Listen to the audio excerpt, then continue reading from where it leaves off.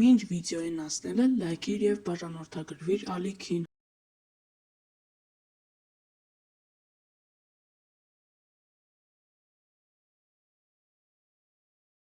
Ստիվեն Քալահանը սովորական ճանապարհորդ չէր, նա պրոֆեսիոնալ նավաշինարար էր, ծովային ճարտարապետ և փորձառու նավաստի։ 1981 թվականին նա ավարտեց իր սեփական նախագծով կառուցված Նապոլեոն Սոլո արագաստանավի շինարարությունը։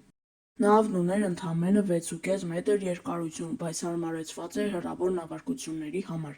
1981 թվականի վերջին Ստիվենը մասնակցեց Ատլանտյան միայնակ նավարկության մրցույթին, սակայն Ֆրանսիայի ափերի մոտ նավը վնասվեց փոթորկից։ Նորոգումից հետո նա հասավ Կանարյան կղզիներ։ 1982 թվականի հունվարի 29-ին նա միայնակ դուրս եկավ Էլ Հիերո կղզուց նպատակ ունենալով կտրել Ատլանտյան օվկիանոսը և հասնել Կարիբյան կղզիներ։ Փետրվարի 4-ին նավարկության 6-րդ օրը Ատլանտիկայում սկսվեց հզոր փոթորիկ։ Գիշերը, երբ Ստիվենը նավախցիկում էր, հանկարծակի լսվեց խուլ ու սարսափելի մի հարված։ Նավի կորպուսը ճեղքվեց։ Քալահանը ենթադրում էր, որ բախվել է կամ մեծ գետի, կամ օվկիանոսում լողացող բեռնարկղի։ Ջուրը վայրկենական լցվեց նավախցիկ։ Սակայն Ստիվենը կարողացավ դուրս նետել Ռեդինե փչովի փրկարարական նավակը, որն անվանում էին ավտոֆլյուտ։ Մի քանի անգամ սուզվել արդեն խորտակվող նավի սառը ջրի մեջ, որպեսզի հանի գոյատևման պայուսակը և հիմնական պաշարները։ Կտրել կապող պարանները հենց այն պահին, երբ Նապոլեոն Սոլոն վերջնականապես գնում էր ջրի տակ։ Ստիվենը մնաց կատարյալ մթության մեջ։ Ստիվենի ձեռքի տակ եղած պաշարները բավարար էին միայն մի քանի օրվա համար։ Նա հասկացավ, որ եթե չդառնա օվկիանոսի մի մասնիկը, ապա կմահանա։ Քալահանն ուներ արևային թորման 2 փչովի սարք, դրանք գործում էին հետևյալ սկզբունքով. սարքի մեջ լցվում էր ծովի ջուր, արևի ճառագայթներից ջուրը գոլորշիանում էր։ Խտանում պլաստիկ գմբեթի պատերին և մաքուր թորած ջրի տեսքով հավաքվում հատուկ տարայի մեջ։ Սակայն սարքերը հաճախ էին փչանում ալիքների հարվածներից։ Ստիվենը ցուցաբերեց ինժեներական հանճար։ Նա քանդում էր դրանք կտրատում, օգտագործում իր հագուստի կտորները որպես ֆիլտր և վերականգնում ջրի արտադրությունը։ Օրական նրան հաջողվում էր ստանալ ընդամենը 500-ից 800 միլիլիտր ջուր։ Նավակի շուրջը ժամանակի ընթացքում ձևավորվեց փոքրիկ էկոհամակարգ։ Փչովի կորպուսի տակ հավաքվում էին մանր ձկներ, իսկ դրանք որսալու համար գալիս էին մեծ շնաձկները։ Ստիվենը գոյատևման պայուսակից հանեց ձկնորսական նիզակի ծայրը, այն ամրացրեց թիակի և ստեղծեց պարզունակ հարբում։ Նա սովորեց հաշվարկել ջրի բեկումը և հարվածել մեծ ձկներին։ Քանի որ կրակ չկար, նա ամբողջ միսն ուտում էր հում վիճակում։ Նա նաև ուտում էր ձկների աչքերը, քանի որ դրանք հարուստ էին քաղցրահամ ջրով և լյարդը վիտամինների համար։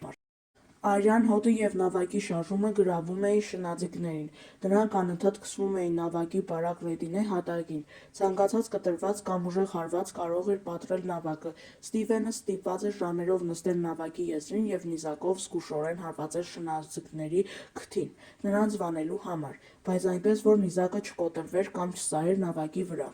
Ֆիզիկական տանջանքներից ավելի սարսափելի էր մենակությունը, շուրջ բոլորը հազարավոր կիլոմետրերով միայն ջուր էր։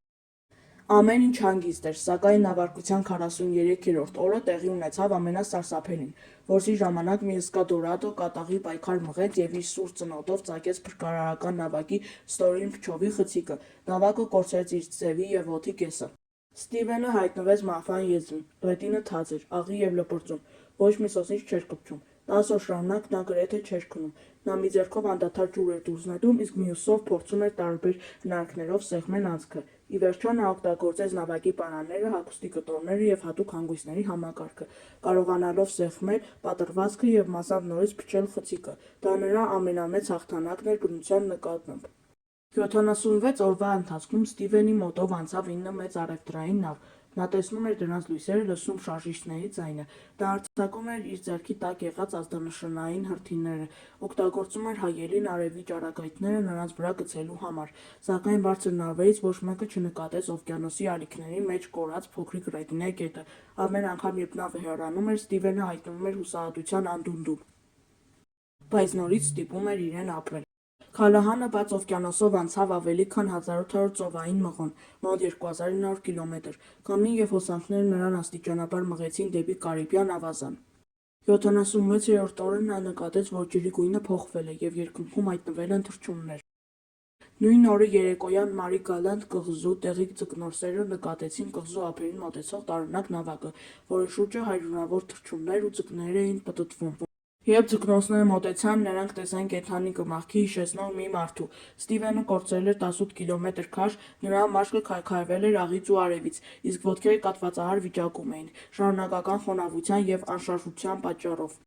Ստիվեն Քալահանի պատմությունը ցնցեց աշխարհը։ Նա ապացուցեց, որ նույնիսկ անհուսալի իրավիճակներում գիտելիքը, սառնասրտությունը և կամքը կարող են հաղթահարել մահվանը։ Նրա հուշերը սովորեցնում է ոչ միայն ծովային գոյատևում, այլև կյանքի դժվարությունները հաղթահարելու փիլիսոփայություն։ Քալահանը չլքեց ծովը։ Նա իր փորձի հիման վրա նախագծեց նոր սերնդի փրկարարական նավակներ, որոնք այսօր փրկում են հազարավոր նավաստիների կյանքեր։ Այսքանով մենք վերջացրինք վիդեոն, շնորհակալություն դիտելու համար, լայքեք և բաժանորդագրվեք։